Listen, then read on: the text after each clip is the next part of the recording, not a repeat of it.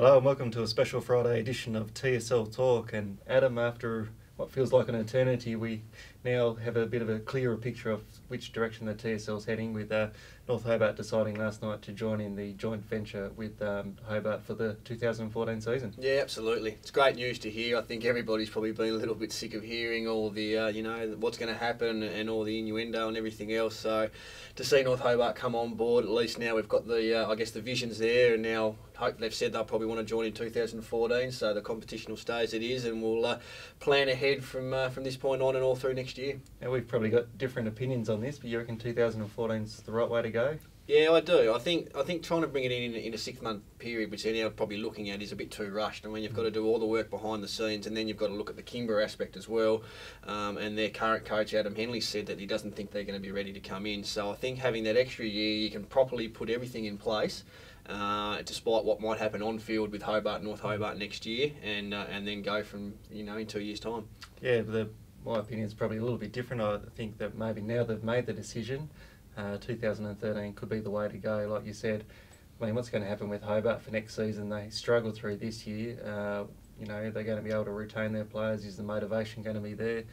You mentioned Kimber, but I think AFL Tasmania have made an allocation that if Kimber come in, the players who went from Kimber to join TSL clubs can join without paying a transfer fee. So there's about 14 players listed on TSL clubs at the moment who originally come from Kimber.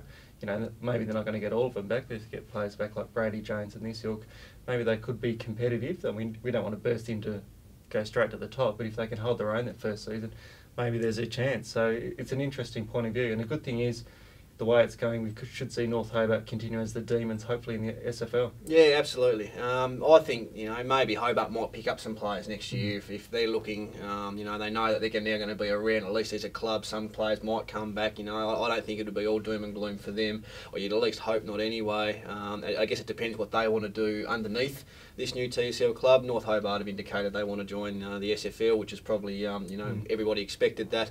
I'd think maybe Hobart, maybe applying to the old Scholars might be a good option. I don't think both of those clubs can go into the SFL, so that'll probably be the next thing they have to nut out.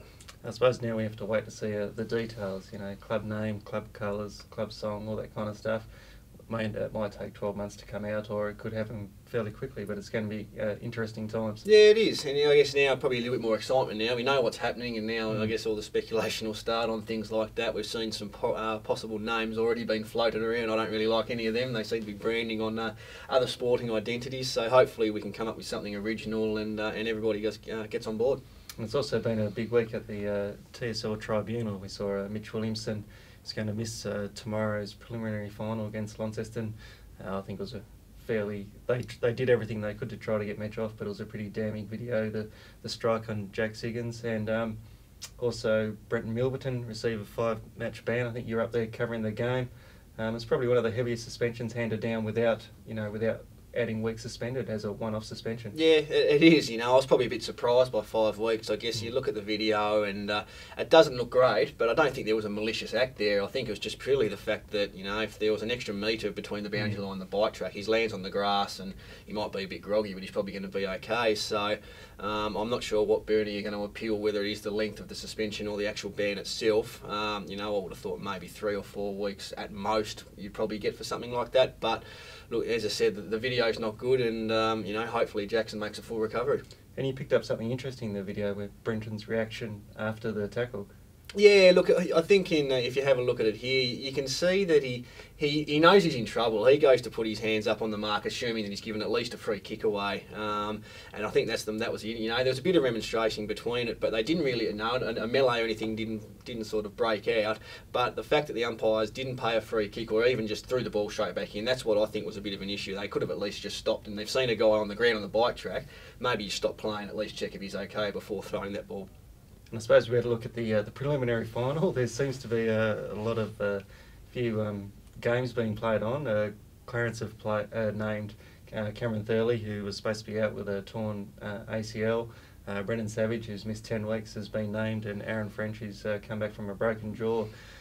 Even if they're all good to play, as in fit to play, do you think they're going to have the game time to benefit Clarence? Oh, look, with Brentyn Savage, you'd have to say no. I mean, 10 weeks is a long time, and with a broken leg, he hasn't done a lot of fitness work. So you play at a big ground, and there's every chance Launceston will just try and run him ragged. And whether they want to try and use him as the sub or use him as a starting, on the ground for a quarter and a bit to try and get something out of him, I'm not too sure. But they'll be taking a big risk with him. Aaron French has obviously only missed a few weeks, so he's probably got the fitness base there. And then Cameron Thurlow, again, he's only missed a couple, but a knee injury, and as serious as that we've heard, if he does come up again, you're probably rolling the dice, and is it really worth it at this time of the year? They'll probably say yes, but I really can't see Thurlow playing. I mean, if you get told you've done a 6-week injury and a partial ACL, you don't want to be going out and risking further damage, I think.